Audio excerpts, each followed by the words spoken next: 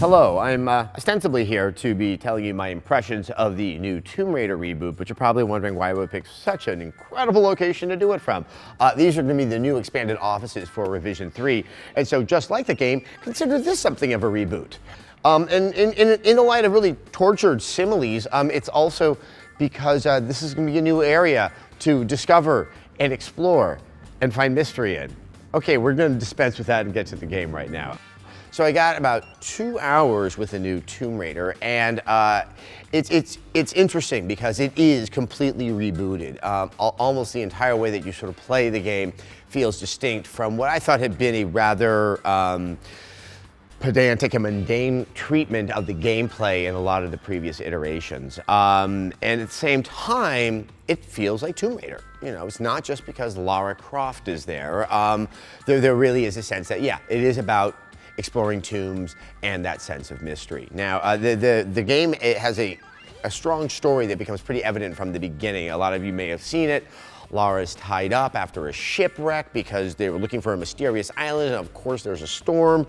All of a sudden, you know, after the crash, she's all like, I've been tied up, and then a series of QuickTime events emerges. And a lot of people will be like, oh, it's just a game of QuickTime events. I actually thought they worked quite well because of the very cinematic camera angles that were being used, and you can fail at them, and it just kind of raises this sense of tension. And that really was probably the most impressive thing I saw with this game, is it really does feel fresh and new. It's using gameplay styles you're seeing in other games like, well, Uncharted, but it takes just a different approach to make, there could be, if there were to be more games in the series, kind of a Tomb Raider style of gameplay. As with most games, and this is not a bad thing, there are skill trees. You know, you can kind of, work on a skill tree that makes you more of a hunter. You can work on Lara with a skill tree that makes her just very, very strong in combat or very, very strong in stealth. And I think this is a good idea. This is a way of broadening the game out, making it less dependent on this kind of linear experience. And of course, it gives the player that sense of investment. And I actually was already making my plans for how I might build my tree out much later on, which for me tends to be a pretty good sign. Now, if that isn't enough, you can also customize your weapons, and you collect objects that you can sort of use as a currency that only affects the upgrades of your weapons. So yes, there is this kind of dynamic branching tree to turn Lara into more of a badass, which is consistent with what is happening in the narrative. Now, what about the tomb raiding?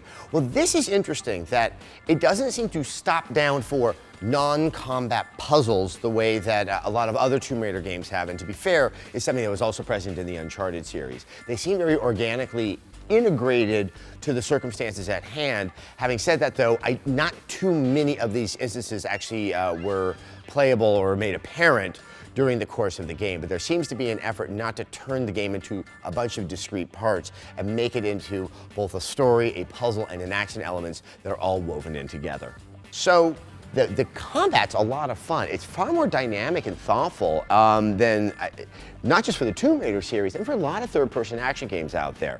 There is cover, but it isn't hit a button and get in the cover. And as a result, you just kind of get close to a wall, and she will just sort of naturally crouch through context. What this allows for is preventing whack-a-mole combat. And given the enemy AI that I experienced, there's no way that would actually work. You need to be in a lot of motion, you need to favor stealth in a lot of situations, and you need to be able to have a sense of what your opportunities are, be they environmental or quiet, to be able to handle the situation. I actually died quite a few times in the beginning, and it was neat to get the sense of what it now means to be playing a Tomb Raider game.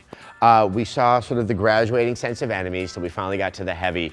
Yes, I love the new idea that, when you're in these less than completely civilized or up-to-date locales, that there's still enough scrap metal around that one guy's going to strap it to his body and call himself a heavy. I found it quite satisfying, quite exhilarating, but at the same time, as opposed to, say, the Uncharted games that maintain that kind of broad adventure feel, the dark memory of what happened at the beginning of the game and how it makes its transitions might come across as a little arch. Now, to be fair, I only played 2 hours. And in many cases where I thought this before, in other games, 5 hours in, a sense of consistency sets in, and what happens in the beginning and how it relates to what happens later in the game, it kind of gets lost in the fog of everything that occurred in the middle. So I'm actually quite looking forward to playing it. It looks like a very, very satisfying action-adventure game. And well, there you have it. We're gonna have to wait until next year, but if you want to know more about Tomb Raider and everything that seems to be surrounding it, you can always go to youtube.com/rev3games. You can also go subscribe with us on iTunes, and of course, you can go to revision3.com.